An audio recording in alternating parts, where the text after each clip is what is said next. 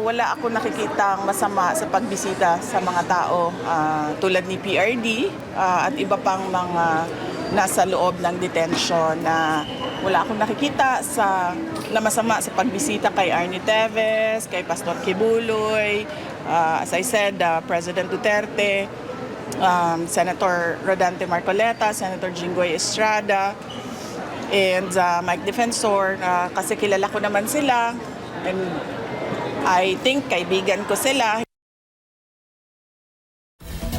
Walang nakikitang mali si Vice President Sara Duterte sa pagbisita sa mga Persons Deprived of Liberty o PDL matapos questionin ang kanyang pagdalaw sa ilang personalidad na nasa kustodiya ng Quezon City Jail. Yan at iba pang pahayag ng bise sa report ni Jason Rubrico. Sa isang panayam sa Davao City nitong Huwebes, ipinaliwanag ni Vice President Sara Duterte ang kanyang pagbisita sa ilang Persons Deprived of Liberty o PDL, kabilang sina dating Congressman Arnie Teves, Pastor Apollo C. Kibuloy, dating Pangulong Rodrigo Duterte, Senator Rodante Marcoleta, Senator Jinggoy Estrada at Mike Defensor. Ayon kay VP Sara, wala siyang nakikitang mali sa pagbisita sa mga ito dahil ginagawa na niya ito noon pa man bilang alkalde ng Davao City. Aniya, regular siyang bumibisita sa mga bilangguan upang maghatid ng tulong at alamin ang kalagayan at pangangailangan ng mga nakakulong. I don't see anything wrong with visiting persons deprived of liberty. Noong ako ay mayor pa, bumibisita ako dito sa Maa City Jail. Nagdadala kami ng mga regalo at tinatanong namin sila kung ano yung mga pangangailangan nila. Sa amin, sa Office of the Vice President, meron kaming mga Thanksgiving na ginawa namin sa loob ng mga jails tulad noong pagbisita namin sa Bacolod City.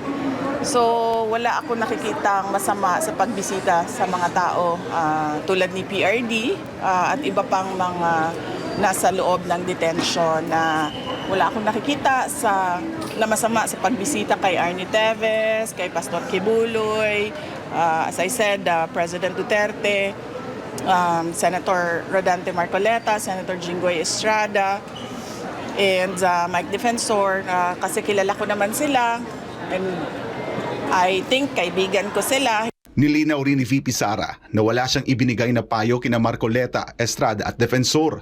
Aniya, ang tanging mensahe niya ay manatiling matatag at gawin ang anumang makabubuti para sa bayan. Ang sinabi ko lang sa kanila doon ay kung ano yung para sa bayan, yun ang gawin ninyo.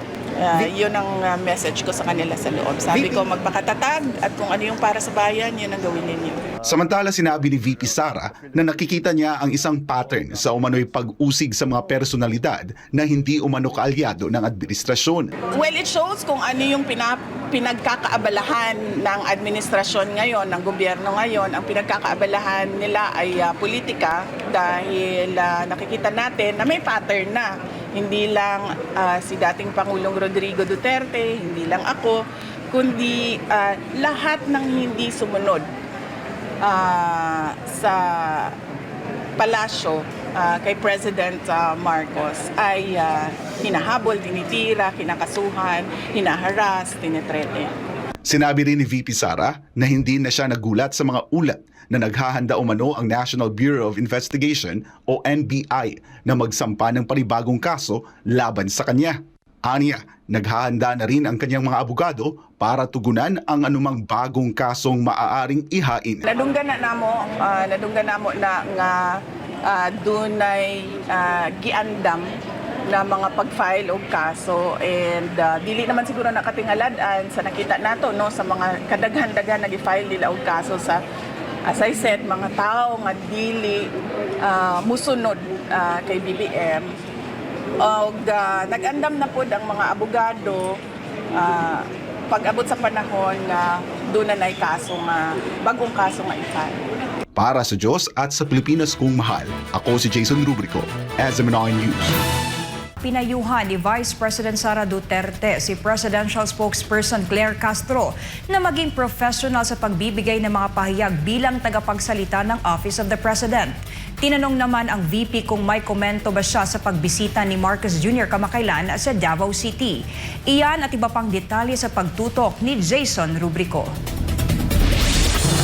Sa panayam sa Davao City nitong Huwebes, hininga ng reaksyon si Vice President Sara Duterte matapos tawagin ni Presidential Communications Office Undersecretary Claire Castro na baseless at nonsense ang nauna niyang pahayag kaugnay ng International Criminal Court o ICC at kay Pangulong Ferdinand Marcos Jr.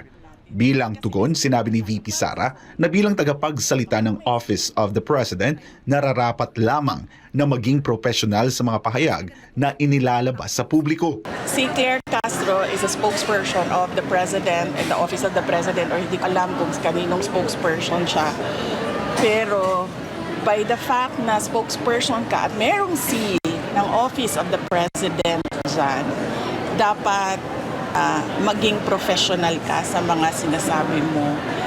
She doesn't have the liberty na tulad sa atin, no, na pwedeng magsalita ng kahit anong iniisip natin at kahit anong opinion natin kasi nagsasalita tayo para sa sarili natin. Pero kapag may scene sa likod mo, sa harap mo, kung ano yung professionalism na hinihingi galing doon sa opisina na yon, yun dapat ang ipakita at ibigay mo sa taong bayan.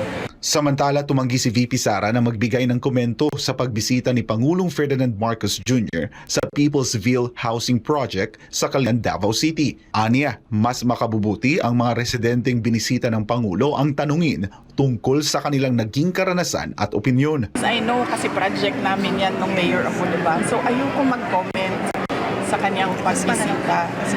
Siguro ang mas maganda ay ipa-comment natin yung mga tao na binisita niya dahil wala naman ako doon nung bumisita siya. So mas maganda tanungin natin yung mga tao na nandun kung ano yung komento nila, ano yung opinion nila sa pagbisita na ni BBM doon. Kaugnay naman sa panawagang tutukan ang problema sa pagbaha sa Davao City, sinabi ni VP Sara na hindi lamang Davao ang dapat bigyang pansin ng pamahalaan.